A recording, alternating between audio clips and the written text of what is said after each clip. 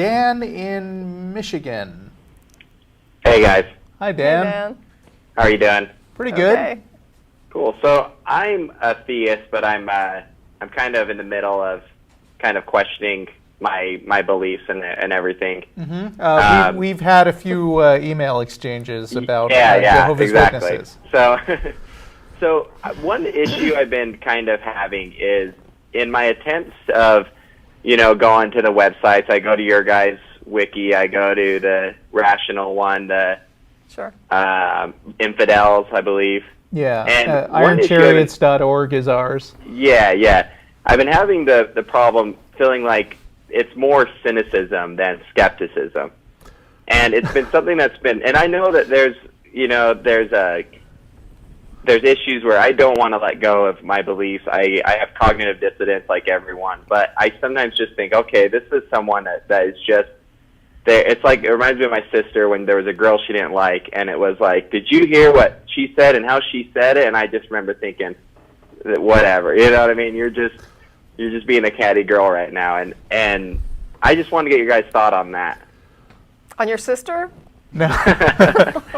So yeah, you know what I'm saying. Like when I read, okay, like for example, the Skeptic's Annotated Bible about contradictions in the scriptures.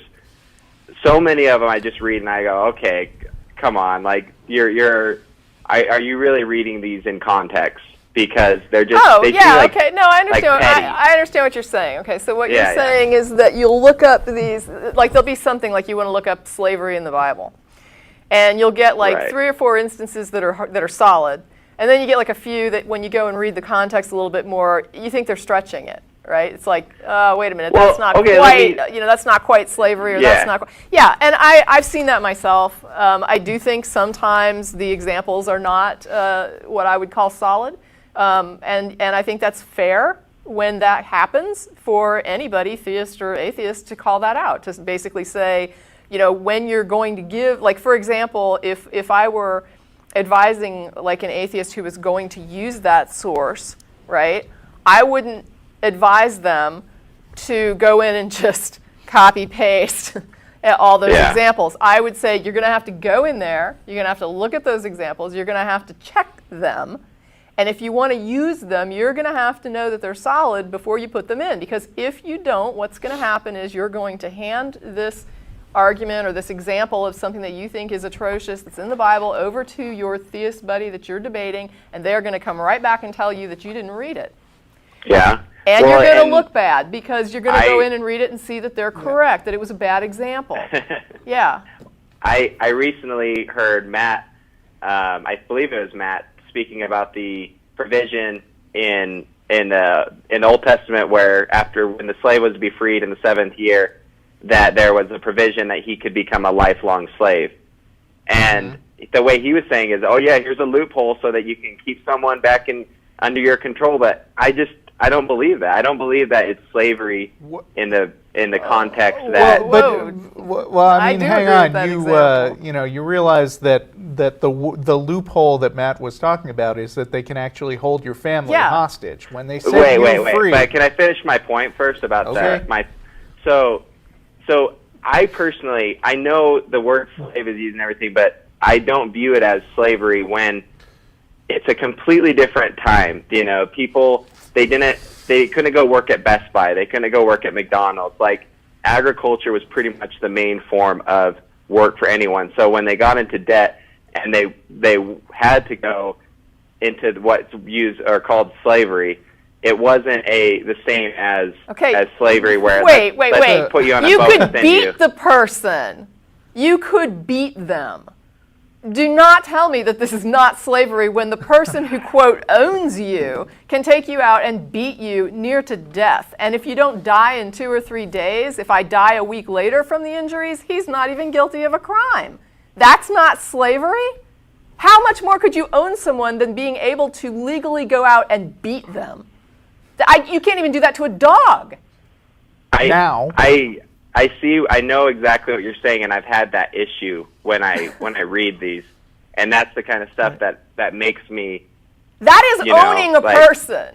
I mean, I don't know how much more you could own a person. You could have sex with these slaves. I mean, This is owning a person. Okay, but if someone was harshly dealt with their slave owner, and the 7th year comes, what keeps them from sticking around, and why is it? Well, that's a loophole. Well, not 7th year if they've already agreed to be a slave for life, and there are no more loopholes left, and then they get beaten. What recourse do they actually have under this law?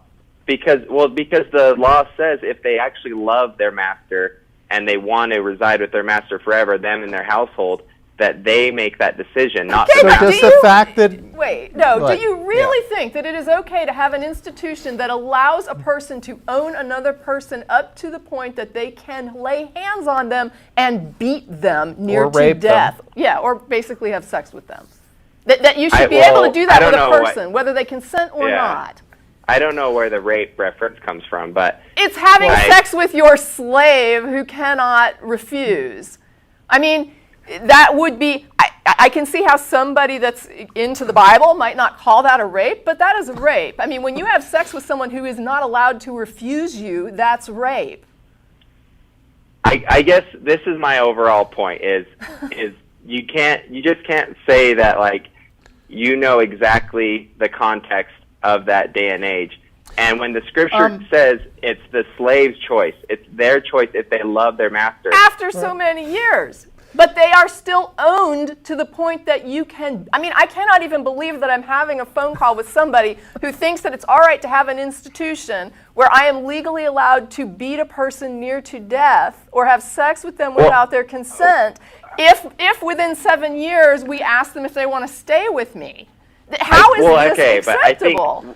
Hang on, Dan, you're not arguing that this institution would be okay to bring back now in modern society, right? Why not?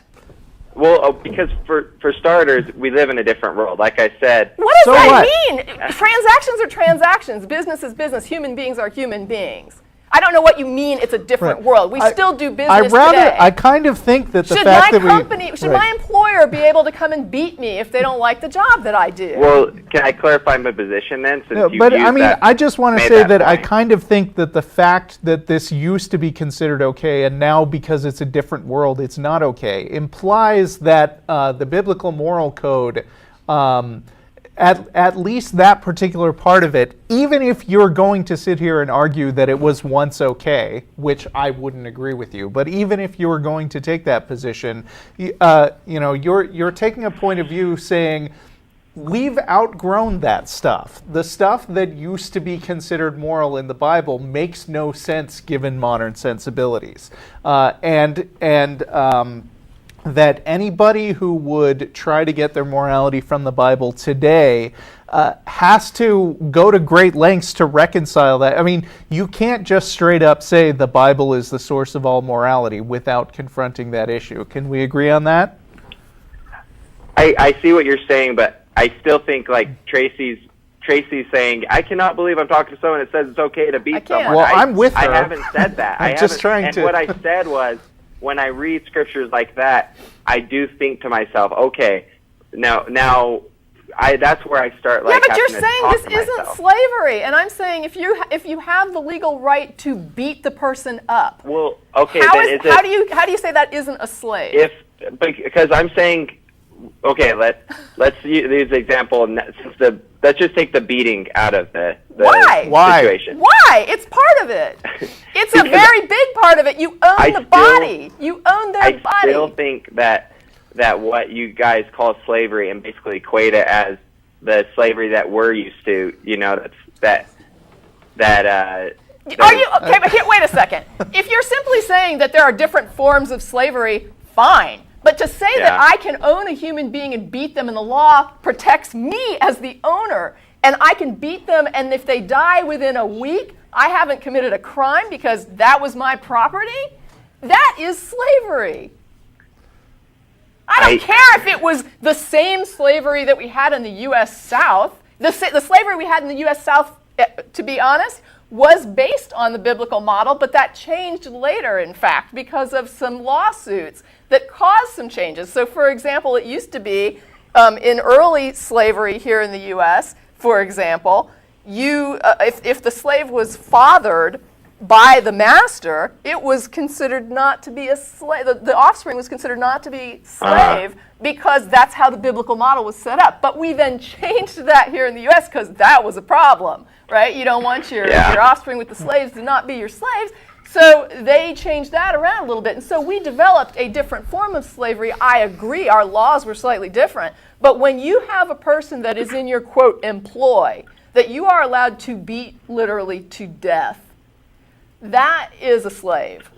And I don't think that's right, honestly. I don't. But you can't say that's not slavery. How do you say that's not slavery?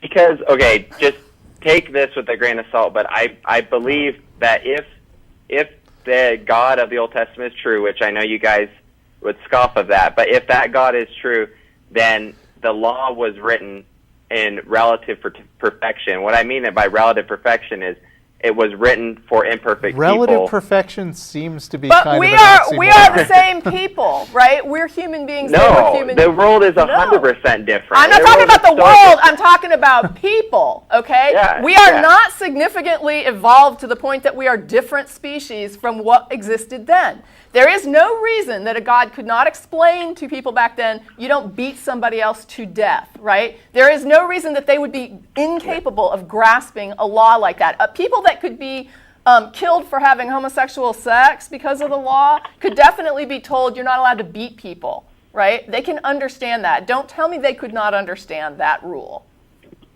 Well, and I know you don't agree with the rule, but They could understand the rule. They were not so imperfect they could not understand don't beat people. I know what you're saying, and I totally get it. But like again, going back. Do you think it's correct? Do you think that they could understand a law that said don't beat people who work for you? Do you think they were that clueless that they couldn't understand that? See, but then I'm saying, then I'm putting, if I say yes, I agree with you, then I'm putting I'm saying that, like putting the burden of proof on myself saying, well, then there was no justification. I'm not worried about that. Dan, I'm just looking at this one point. Do you believe that the Hebrews in that day and age, that the Hebrews thousands of years ago would understand a rule that said, do not beat another human being that works for you? That's all I'm asking. They would understand that, but what I'm saying is it possible that there was some moral justification for having a regulation where Dan, I'm going to take a step. Give me a minute to take a step back and talk about morality in general. I think religion, the problem with religion, and Jehovah's Witnesses in particular have a whole host of things that I object to. We already talked about the blood transfusion issue, and you didn't agree with that either. But I think when you're dealing with religion in general, it relies on the notion that there's this ultimate lawgiver who hands down things by fiat without reason. And the reason that I feel like you're twisting yourself in knots to defend this thing as not really slavery, which I think if it wasn't your religion, you wouldn't be doing. You would take a look at this other book. Let's say the Quran said something that sounded terrible. You probably wouldn't go out of your way to defend the Quran and say, well, maybe if we look at it in the context of 9th century, like marrying a 9-year-old. Middle East. Then it wasn't really bad. I believe that my original... what we object to overall is the assumption that you should take on faith this one source and do whatever you can to believe it and justify it, instead of taking a step back and saying, what are the reasons that I think this thing is moral and not moral? What would the consequences be of acting one way instead of another? And try to figure out what your goals are with morality, whether it's helping people have a good life or whatever. And saying, how does this action advance or not advance my particular goals? Because I think that when you're dealing with secular morality, the fact that it said something, that it said to act a certain way in a particular book doesn't matter. You don't have to fight for it. You can just take things on a case-by-case basis and decide based on principles what's right or not. But I believe that like we've digressed from my original point too, where let's say I'm living in Israel, I'm a slave, and I have a master that beats me for just about anything, and he loves the fact that he can beat me. Well, come the year that I don't care. Debt has been paid, I don't care about. I don't care. Look, Dan, I don't care about your justifications and your ways of trying to find excuses for the Bible. I'm saying, to me, the Bible, what the Bible has to say about morality is irrelevant. It's not useful today. Arguably, I'm agreeing with Tracy that it wasn't really a good moral system then, but it's definitely not a good moral system today. And dealing with, like, trying to hold on to your faith now and trying to reconcile this stuff, I don't think is really progressing you towards a better understanding of the way the world works, or the way that you really ought to behave as a modern person. Okay, but so can we answer the question though? Like, no, because I don't care. Is cynicism though? But is cynicism the same as skepticism? No. So do you at least see that I'm saying, like, there is a lot of cynicism when it comes to what is called skepticism on these books? I don't necessarily see it as cynicism. I don't either. I don't know how that's even related. I think it can appear to be cynicism if it is undermining or dismissing things that you've taken seriously your whole life. Beat people. I do too. Right? I don't think that's cynical at all. I think it's cynical to try to excuse beating people. Okay, but then answer my question. That Scripture never says, that you refer to, never says it as a loophole, but you take it as a loophole. You say, well, here's a good loophole so that... Right, because what they're saying is you can leave, but you have to leave your wife and kids behind. And a lot of people would not be willing to do that. So, yes, that would be a loophole that allows you to coerce this person to stay. If you're holding their family hostage, how do you not call that like a coercive system? You're being coerced. That's a loophole. You're forcing this person to stay. If I've got your family hostage and tell you to do something, do you think you did it of your own free will, or do you think I forced you? Of course I forced you. The law is not going to look at it the same way. I know what you're saying. I agree with what you guys are saying. It absolutely is a loophole. It is a way to force a person to stay even though they would want to leave. Like you said, if your master beats you all the time and you would normally leave, but you know that you have to leave your wife and children there, you might not leave, right? Despite the beating. So it is a loophole that allows you marry him off, you give him a family, and then you tell him if you don't stay, you have to give up your family. That's a pretty big give up. Okay, right? So it's just so it seems like, at least though, the only thing that I think that we've agreed on is that there are instances though where maybe there is a stretch to show, like, here's a contradiction, or here's something. Yeah, I've seen really bad examples of people that are saying this is a contradiction, and I look at it and I'm like, no, it's not. I agree. You didn't think it through. And atheists, so, yeah, I think that more important than dismissing religion and promoting atheism, I feel like what is the most important is that people exercise good critical thinking and skepticism, and think about why they believe things instead of just taking them at face value. And I think sometimes atheists do have favorite sources that they will accept at face value and not think too hard about them, and they will wind up being embarrassed when those things turn out to be provably wrong. And atheists should not do that any more than Christians or Jehovah's Witnesses should do that. So we are in agreement there. You're right. Yep. So what do you guys recommend to deal with cognitive dissonance and, like, compartmentalization and when the like? You recognize it's happening, you have to think it through. You have to look at what you're looking at. And Dan, we're out of time, but I'll talk to you some other time. There is no show next Sunday because it's the 5th Sunday of the week. Sorry, guys. I'll see you, Missouri people, and thank you, Tracy. That was fun. I got all riled. All right. Good atheists, bad atheists today. That's right. That was our routine. I can't hold her back. All right, bye. See you next week. El Arroyo.